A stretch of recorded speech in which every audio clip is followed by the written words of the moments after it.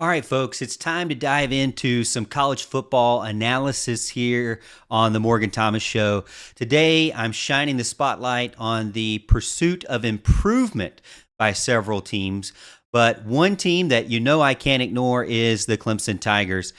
So let's get started. Hey, before we do, make sure you like this video if you like the video and subscribe to the YouTube channel so you can stay up to date on all of my exclusive Clemson content I put out every single week. All right, so let's get started with the other teams that are seeking improvement before we get into Clemson. And this is from an article recently published by Will Backus of CBS Sports. And he has these teams listed here, and I just want to go through them myself with you and get your comments down below. First up is Texas. They're making significant moves on the defensive side of the ball. They've bolstered their roster with key additions like Jalen Catalon, the standout safety from Arkansas, and Gavin Holmes, a promising cornerback from Wake Forest. These acquisitions bring much-needed talent and depth to the Longhorns' defense. It's clear that they are determined to make a statement this upcoming season, and a lot of people believe that they will make a statement this upcoming season and could be one of the best teams in the country. Let me know what you think. Is Texas one of the best teams in the country in 2023? I'm not sure I'm so ready to put that up there yet, but they are making improvements, and I do like what I saw in glimpses from them last year. Now, moving on to a team that Clemson fans are more used to and familiar with, and that is Notre Dame. They've made a splash by landing Sam Hartman, another guy that Clemson fans are very used to because he used to be the quarterback for Wake Forest. And he has an impressive track record. Almost 13,000 passing yards and 110 touchdowns overall in college so far. And he still has another year left with Notre Dame. He brings unprecedented production to South Bend. The Fighting Irish haven't seen a quarterback like this since really, at least statistically, since Brady Quinn back 2023-2026. He is a game changer for their offense, and I'm sure that he will do well alongside that. We already know that they have a great running back group as well, headlined with Audric Estime. Now, another team, maybe the team's not so familiar with Clemson fans, but the coach sure doggone is, and that is Oklahoma. Now, obviously, they had a just disaster of a season last year on defense, but they have been aggressive in the transfer portal, securing Deshaun McCullough, a freshman All-American from strong side linebacker from Indiana, and edge rusher Rondell Bothroyd. These additions, coupled with returning players like Ethan Downs and weak side linebacker Danny Strutzman, who led the Big 12 with 125 tackles, Oklahoma aims to turn their defense around under the guidance of defensive guru Brent Venables, or as I lovingly call him, Blitz Venables. Now, I want to get that in the comments as well. Let me know what you think. Can Oklahoma turn things around for the 2023 season? Is Notre Dame even bigger of a threat now in 2023 because of Sam Hartman? I'd love to get your comments there.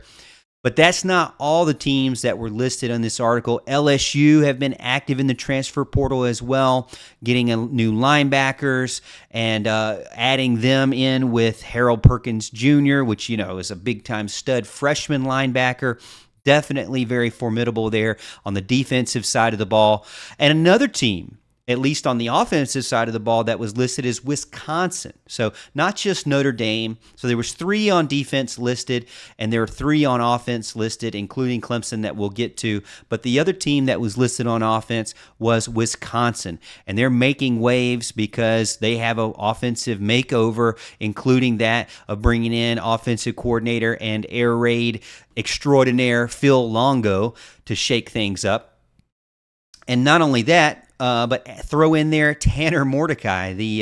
I feel like the guy has been at 5-6 different places by now, but Tanner Mordecai is definitely a really good, talented quarterback from SMU. So I'm curious to see how Longo's offensive approach and Mordecai's skills will connect and jive together to maximize their potential.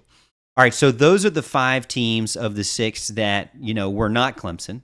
And let's get into Clemson specifically because we don't want to get distracted on these other teams that we really don't care about. Now, Backus goes in and talks about the Tigers and specifically, the blockbuster move this offseason of Garrett Riley, one of the brightest offensive minds in college football.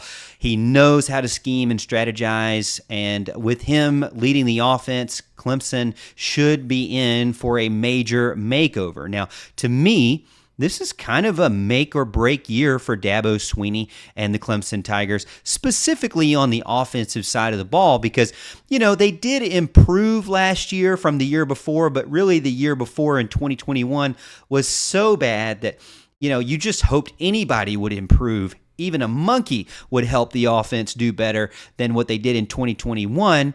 And they did do better, but still not one of the best teams in the country, which is what they're used to being. So to me, Garrett Riley comes in, he places in his system, he simplifies things, gets them back to the basics. That's all nice.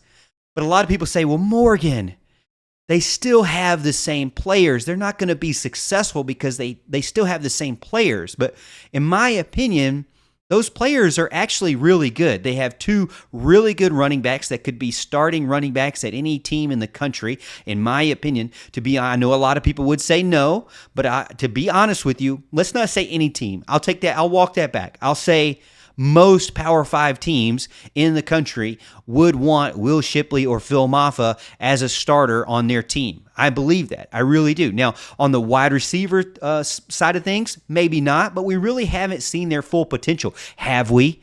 Antonio Williams, we've seen what he can do. Adam Randall, we think we know what he can do. Bo Collins, we've seen glimpses, but he's been injured, and I'm hearing that he's finally back healthy. And then you have Jake Brenningstool, who was a guy that was the best tight end in his recruiting class. So here's my thing. When you say, oh, well, they still have the same players, how good is Riley going to be able to do? The players that they have are actually really, really talented players out there. Not to mention their general.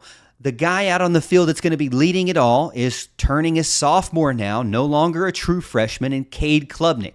He has the raw talent, but I understand the question out there still remains, can he make the jump and refine his skills to become more than just a player with raw talent, more than just a player who with fast legs, is speedy, a guy that can get on the outside, a dual threat, maybe a guy who can take you to the college football playoffs and beyond. Clemson fans, it's going to be an exciting season because I know that Dabo Swinney and company are hungry to get back to where they were. They're hungry to redeem themselves and get back on top. And with Garrett Riley's expertise and talent that he possesses, along with the talent of the team that's around him, I think that they can reclaim their spot at the top and get back into being one of the elite teams in college football. Not just an ACC champion that's not a top 10 team, but an ACC champion that anyone would be afraid to meet in the beginning of the playoffs or any time in the playoffs. Hey, let me know what you think. Am I just crazy? Am I missing everything? What do you think about those teams the other teams that were mentioned in the article? What do you think about Clemson specifically? And as always, Tiger fans, don't forget to like and subscribe to this channel if you enjoy the content.